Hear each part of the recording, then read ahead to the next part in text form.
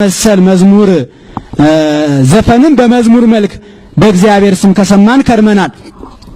ለምሳሌ አንድ ዘፈን አለ። ገበሬው ምናልባት ለቅድመ ጋብቻ ራሱን ሳያዘጋጅ ጋብቻ ይመሰርትና ሚስቱ ይሄን አምጣ ይሄ ጎሏል ስትለው ያንጎራጎረ የብሶት እንጉርጉሮ አለ። ትዳር ምን ዳነው ትዳር ምን ዳነው ጉልቻው ስሙን መጣዱ ብር ነው ትዳር ምን ዳነው የሚለ እንዲህ ያንጎራጎረው በዛ በረኝነት። ይሄ እንግዲህ የብሶት ቃል ይሄ የኋላ ኋላ ተለወጠና አደገና ምን ሆነ? አልማዝ ምን ዳነው አልማዝ ምን ዳነው የምንገናኘው በየትኛው ወር ነው አልማዝ ምን ዳነው ወደሚለው አደገ። ይሄ ደግሞ የባህላዊ ዘፈን ወደ ምን አደገ? ይሰግዱ ለኪ ወይት መሐለሉ በቅል መገሰኪ ይሰግዱ ለኪ ወደሚለው አደገ። ቀጥለን የምናየው ደግሞ እንግዲህ ቀጥታ ከዘፈን የተወሰዱ አሉ። ምንም ለሃይ ሳይሸረፍ ሳይዛነፍ በፍጹም ያቺው እንዳለች መልኳን ከለሯን ሳትቀይር ማለት ነው። እንዲያው የምሩ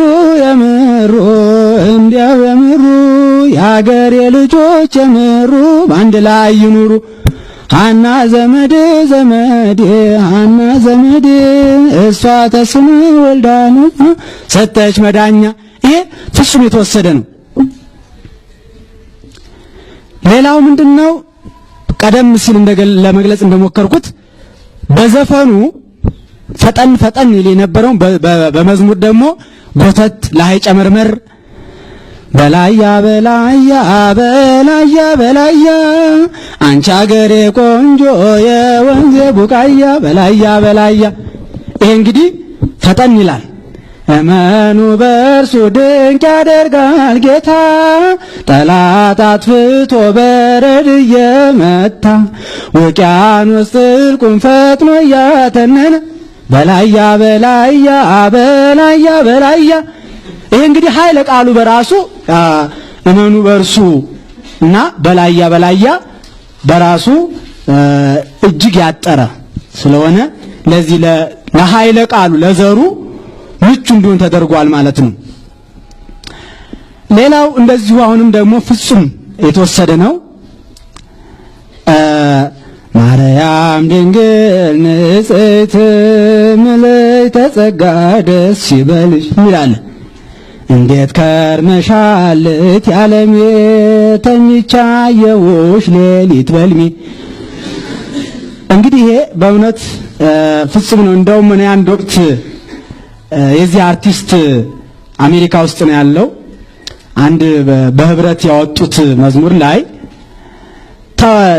መዝሙር የቱ ነው የሚቀልለው ጉሮሮህ ተብሎ ሲታደተውተው እኔ ዘፈኔን በሌላ መዝሙር አግኝቻለሁና ተውት ብሎ በራሱ ፈቃድ ይሄንን መዝሙር እንደመረጠና እንደዘመረና ያለን ማለት ነው። ይሄ ሁላችሁም ታውቁት ነው።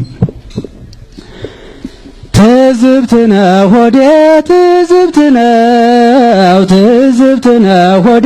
ትዝብት ነው እናታችን ጽዮን ሰው ሁሉ ይልሻል ዳዊት በበገናው ያመሰግንሻል።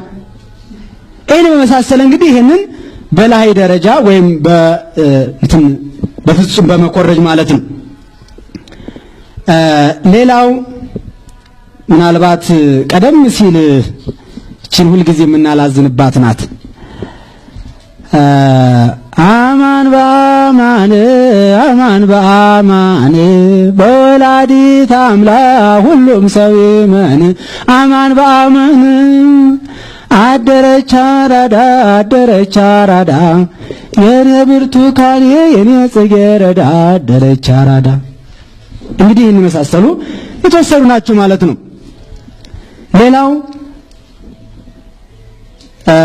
አምስቱ ሐዘናት ሳስብ እናቴን ድንገት ሳላስበው ውጥን ሳይኖረኝ የሚያስለቅስ ፍቅር በድንገት እነዚህ መሳሰሉ እንግዲህ ከዚህ የተወሰኑ ናቸው። ጃማዬ ነይ ነይ ጃማዬ ነይ ነይ ጃማዬ ነይ ነይ ጃማዬ ነይ ነይ ደስ ይበለን በጣም ደስ ይበለን በረከቱ ለኛ ስላስቅም በመሰረቱ ያሳዝናል። የነ ቅዱስ ያሬድ ልጆችን ዜማ ሲሰሙ እና አባ ጊዮርጊስ ልጆች እንግዲህ ይሄ ሲሆን ሌላው የዜማ ቅንጣትን በማቀነባበር የላዩን ወደ ታች የታችን ወደ ላይ በማገለባበጥ ላይን ጨመርመር በማድረግ ሲስተምን በጣም ረቂቅ በማድረግ ማለት ነው። አሁን ደግሞ የመጣው ዘዴ ለምሳሌ ታምኛለሁ ላንተ ጌታ ፍጹም ማርኮ ያውለታ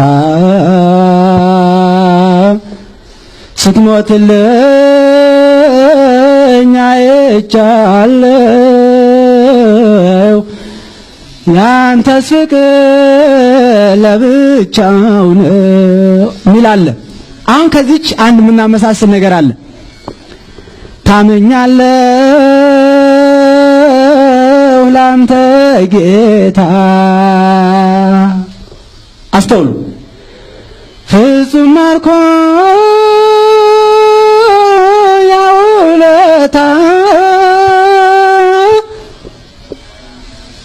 ይሄ ነው እንግዲህ እናነጻጽ። ፍጹም ማርኮ ያውለታ